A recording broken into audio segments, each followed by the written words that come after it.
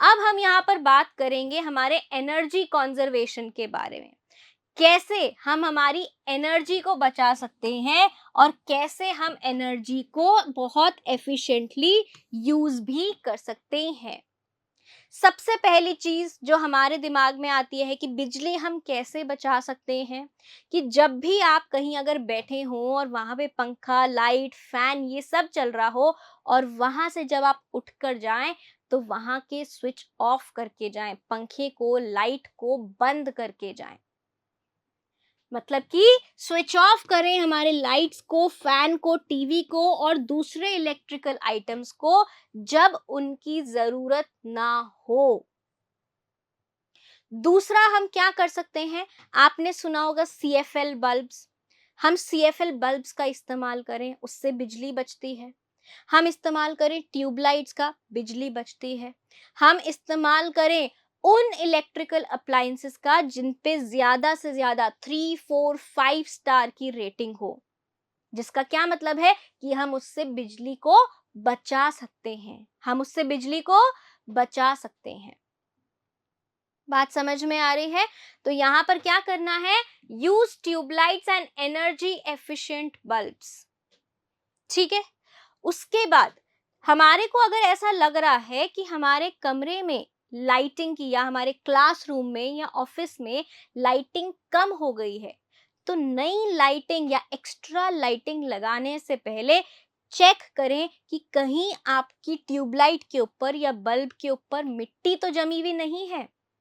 तो हमेशा ध्यान रखें कि आप अपनी ट्यूबलाइट को और बल्ब को क्या करें, साफ रखें। उससे क्या होगा, उससे आपकी जो लाइटिंग लेवल्स हैं वो 10 से 20% तक बढ़ जाती हैं।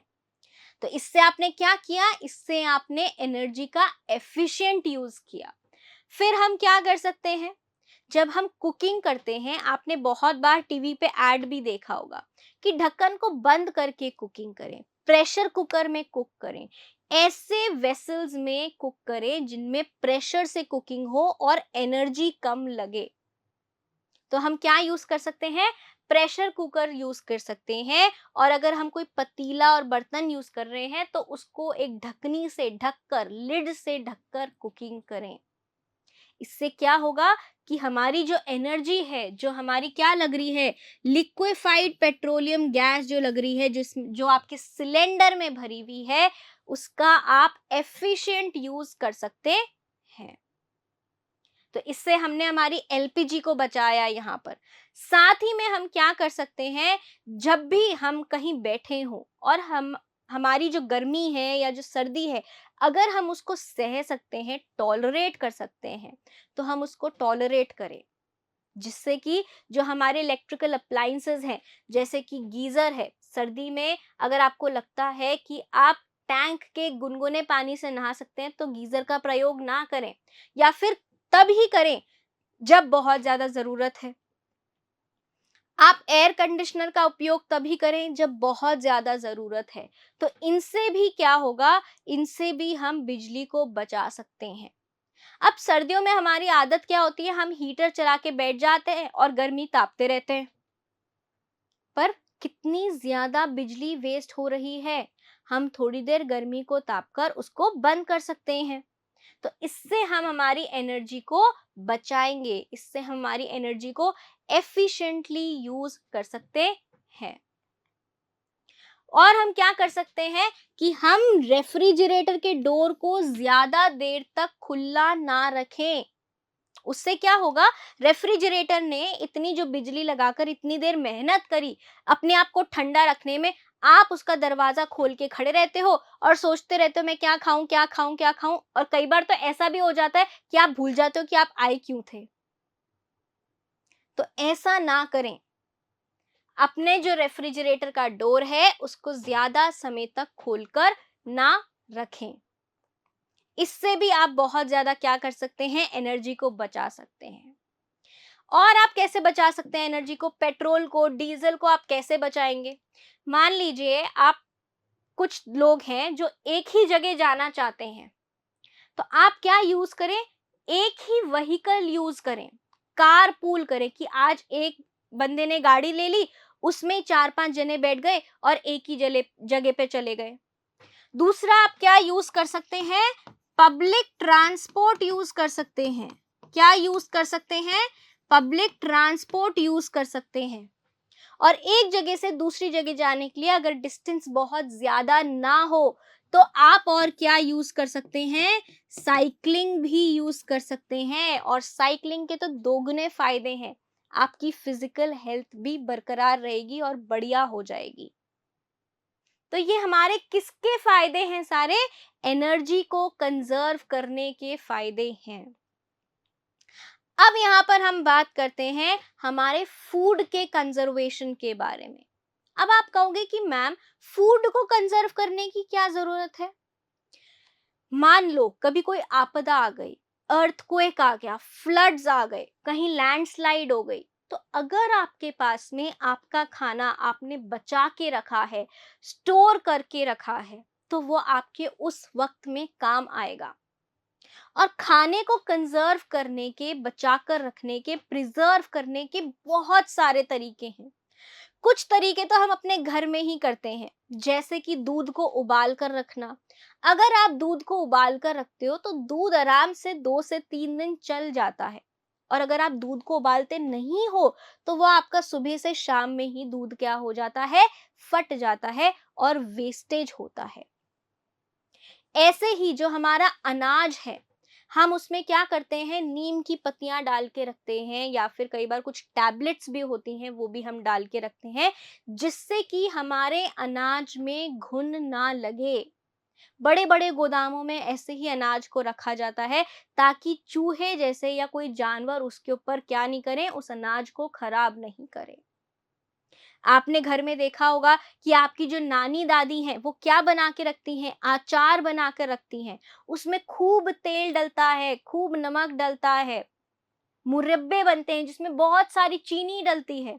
तो ये चीनी डालना, तेल डालना, नमक डालना, ये सारे क्या हैं, खाने को प्रिजर्व करने के तरीके हैं, जिनसे आपका खाना लंबे समय तक चल सके।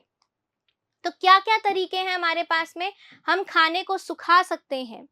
जैसे कि आपकी काफी सारी जो सब्जियां होती हैं उनको आपकी नानी दादी क्या करती हैं, छतों पे सुखा देती हैं। जैसे कि जो ग्वार फली है उसको क्या कर दिया जाता है, सुखा दिया जाता है, और सुखा के उसको बाद में हम यूज कर सकते हैं।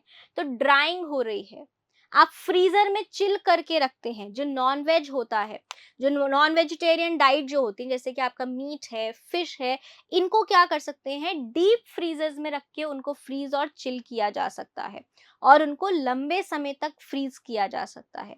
वेजिटेरियन डाइट में आप देखिए, जैसे आपका स्वीट कॉर्न है उसको फ्रीज किया जाता है।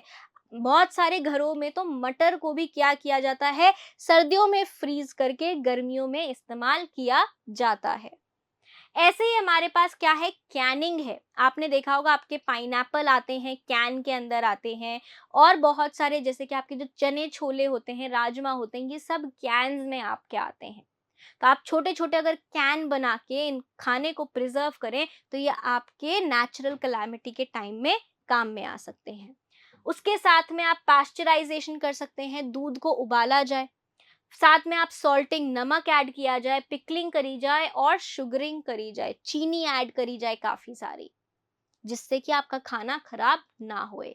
तो ये थी हमारी फूड की बात। और फूड आता कहाँ से है, फॉरेस्ट से आता है। तो हमें हमारे फॉरेस्ट को भी कंजर्व करना है। अगर मान लीजिए आपने अपने फॉरेस्ट को कंजर्व कर लिया तो आपके जो एयर पोल्यूशन की प्रॉब्लम है वो तो सॉल्व हो जाएगी।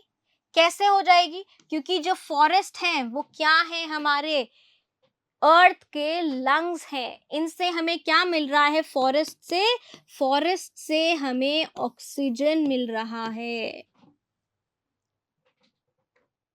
जो फॉरेस्ट्स हैं वो हमारी मिट्टी को पकड़ के रखते हैं, सॉइल कंजर्वेशन करते हैं फॉरेस्ट। फॉरेस्ट हमारी बायोडाइवर्सिटी का हब है। हमारे फॉरेस्ट जो है वो कितना बड़ा गढ़ है, कितनी सारी प्रजातियों का, पेड़ों की और पौधों की और जीव जंतुओं की। तो अगर हम हमारे फॉरेस्ट को कंजर्व करते हैं तो हम बायोडाइवर्सिटी भी कंजर्व करते हैं। अगर हम फॉरेस्ट्स को बचाते हैं तो हम वाटर कंजर्वेशन भी करते हैं। हम अगर फॉरेस्ट को बचाते हैं तो हम फूड भी हमारे लिए सिक्योर करके रख रहे हैं, क्योंकि आखिर हमारा खाना कहाँ से आ रहा है? इन पेड़ पौधों से, इन जीव जंतुओं से ही तो आ रहा है। तो अगर हम फॉरेस्ट को कंजर्व करते हैं तो हम क्या क्या कर रहे हैं? बायोडाइवर्सिटी का भी कंजर्वेशन कर रहे हैं। साथ ही में हम लाइवलीहुड को भी सस्टेनेबल बना रहे हैं, वाइल्ड लाइफ कॉन्जर्वेशन भी कर रहे हैं, जंगली जानवरों का भी बचाव कर रहे हैं, और हम कॉन्जर्वेशन कॉन्शियसली कर रहे हैं। साथ ही में हम वाटर कॉन्जर्वेशन भी कर रहे हैं, और जब हम फॉरेस्ट को बचा रहे हैं तो हम बहुत सारे जानवरों का घर भी बचा रहे हैं, हैबिटेट का रेस्टोरेशन भी कर रहे हैं। तो फॉरेस्ट रेस्टोरेशन हम कैसे, या फॉरेस्ट कॉन्जर्वेशन हम कैसे कर सकते हैं? कि जिन फॉरेस्ट को हमने काट दिया है उन फॉरेस्ट को दोबारा उगाया जाए, जो फॉरेस्ट अभी हमारे पास है उनको बचाया जाए, उनको रिटेन किया जाए, और जो आसपास की लोकल कम्युनिटीज हैं वो अपने आसपास के फॉरेस्ट को बचाएं। आपने चिपकू मूवमेंट के बारे में सुना होगा, आपने सुंदरलाल बहुगुणा के द्वारा ये चिपकू मूवमेंट जो चलाया गया था इसके बारे में सुना होगा, कि जब पोचर्स और पेड़ काटने वाले आते थे तो ये इन पेड़ों को गले लग जाते थे, और ये कहते थे कि अगर आपको पेड़ काटने हैं तो पहले आप हमें काटिए, उसके बाद पेड़ काटना है। तो अगर जो जंगल है उनके पास वाली जो कम्युनिटीज हैं उनका पार्टिसिपेशन मिल जाए, जो कम्युनिटीज उस जंगल में रह रही हैं, कितनी सारी आज ट्राइबल जो कम्युनिटीज हैं वो हमारे जंगलों में रह रही हैं, अगर उनका पार्टिसिपेशन हमें मिलता है, उनकी भागीदारी हमें मिलती है, तो हम हमारे फॉरेस्ट को बचा सकते हैं, कंजर्व कर सकते हैं। जो फॉरेस्ट ऑलरेडी हमारे पास है उनका हम रिटेंशन करें, और जहां पर हम डिफॉरेस्टेशन कर चुके हैं वापस से रिफॉरेस्टेशन करें, पौधारोपण करें और नए फॉरेस्ट को बनाएं। तो ये था कि कैसे हम हमारे पर्यावरण को बचा सकते हैं, कैसे हम हमारे नेचुरल रिसोर्सेस को, सॉइल को, वाटर को, एनर्जी को, फूड को और फॉरेस्ट को कंजर्व कर सकते हैं, कैसे हम हमारे जो डिफिकल्ट टाइम्स हैं उनमें आने वाली प्रॉब्लम्स से बच सकते हैं, और कैसे हम हमारा कर्तव्य जो हमारे इन्वायरमेंट के प्रति है उसको निभा सकते हैं। ये सारे तरीके मैं उम्मीद करती हूँ आपको समझ आए होंगे।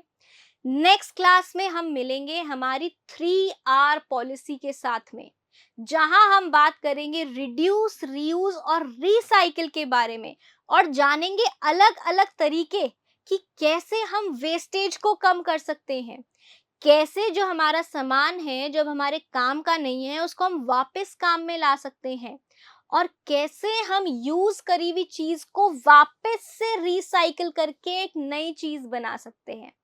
साथ में हम जानेंगे ऐसे एक्शंस, ऐसे स्टेप्स जिनसे हम हमारे इन्वायरमेंट को प्रोटेक्ट कर सकते हैं, बचा सकते हैं। तो मिलते हैं आपसे नेक्स्ट क्लास में, तब तक के लिए बाय बाय।